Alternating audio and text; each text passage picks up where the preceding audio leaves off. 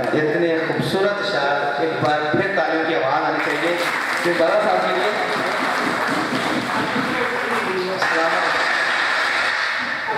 और मेन बात हमें ज्वाइन किया है, शामिल कहते हैं senior editor Pakistan group of journalist Ahmad Fansaria साहब, आपको हम खुशामदीद कहते हैं।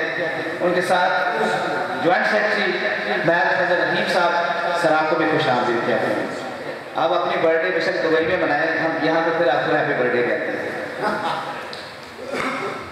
आपके लिए शेर आपकी नजर महल फजल रहीम साहब कि तुझको चाहा तो इजहार न करना, तुझको चाहा तो इजहार न करना आया, कट गई उम्र मगर प्यार न करना आया।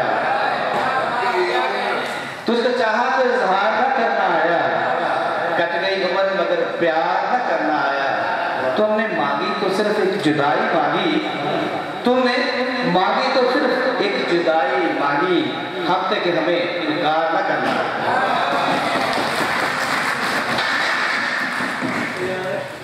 आगे बढ़ाते हैं सिलसिला।